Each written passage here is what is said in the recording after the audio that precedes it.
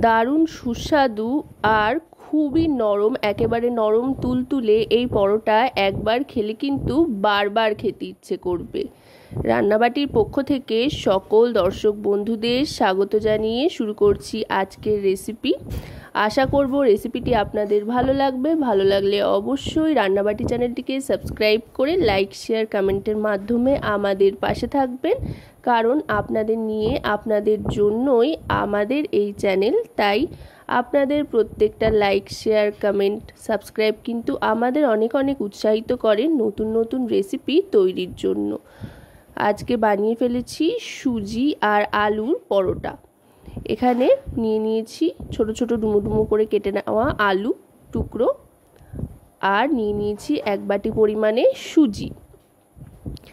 একদম ঘরে থাকা উপকরণ দিয়েই কিন্তু এই রেসিপিটা আপনারা তৈরি করে নিতে পারবেন, কোনো ঝামেলা ছাড়াই, আর খেতেও অসাধারণ হয়। ঠিক যতটা সুজি নিয়েছি ততটাই জল নিয়ে নিয়েছি। নিয়ে এবার একটা পেস্ট তৈরি করে নিলাম মিক্সার জারে।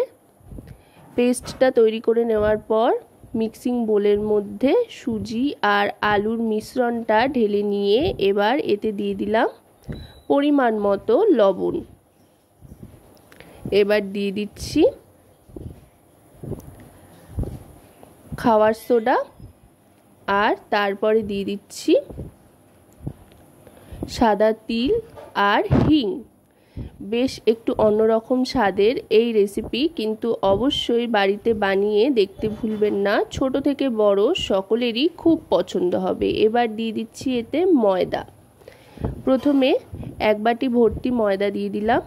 যে বাটিতে সুজি পরিমাপ করে নিয়েছিলাম 1 বাটি পরিমাণে, সেই বাটির 1 বাটি মতো ময়দা দিয়ে দিচ্ছি। মোটামুটি এখানে আমার 250 গ্রাম মতো ময়দা লেগেছে। 250 গ্রাম ময়দা পুরোটাই কিন্তু এখানে লেগে গিয়েছে, তবে একবারে কিন্তু গোটা ময়দাটা এখানে ঢালতে যাবেন না, তাহলে কিন্তু মাখতে অসুবিধা হবে। অল্প অল্প করে ময়দা দিতে থাকতে হবে আর মাখতে থাকতে হবে, তাতে করে মাখতেও সুবিধা হবে আর ডোটা খুব সুন্দর মসৃণ, সফট, মোলায়েম হবে। তাতে করে পরোটা বেলতেও সুবিধা হবে আর খেতেও অসাধারণ হবে। দেখুন কথায় কথায় কিন্তু পরোটার ডো তৈরি হয়ে গিয়েছে। আর এই পরোটার জন্য এবার মাঝারি সাইজের লেচি কেটে নিচ্ছি। এবার ময়দার গুঁড়োর সাহায্যে বেলে নেব।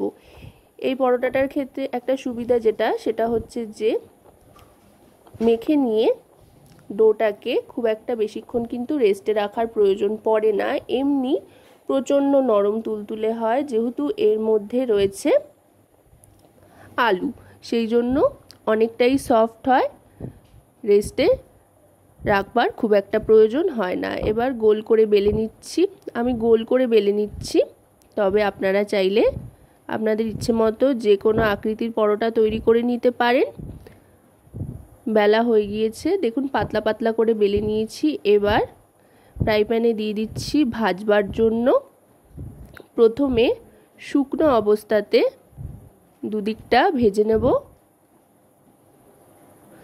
যখন সামান্য একটা স্পট পড়ে যাবে দুদিকটায়, তখন আস্তে আস্তে তেল দিতে হবে। আমি সাদা তেলে ভাজছি, সাদা তেলেই ভাজবেন, তাতে করে দেখবেন খুব সুন্দর একটা টেক্সচার এসছে। দেখতে যেমন সুন্দর হবে, খেতেও কিন্তু অসাধারণ লাগে। এই রেসিপিটা ধবধবে সাদা এই পরোটা অসাধারণ লাগে। শুধুই কিন্তু 2-3টে খেয়ে নেওয়া যায় আর পেট ভরেও যায়। বাচ্চা থেকে বড় প্রত্যেকেরই মন খুশি হয়ে যাবে যদি এই পরোটা তৈরি করা যায়। ব্রেকফাস্টে হোক কিংবা লাঞ্চে অথবা ডিনারে, কিংবা চাইলে কিন্তু এটা আপনারা টিফিনেও প্যাক করতে পারেন। স্বাস্থ্যকরও বটে, আর তার সাথে সাথে অনেকক্ষণ পেটও ভরাবে। দেখুন কথায় কথায় কিন্তু খুব সুন্দর একটা রং চলে এসছে পরোটার।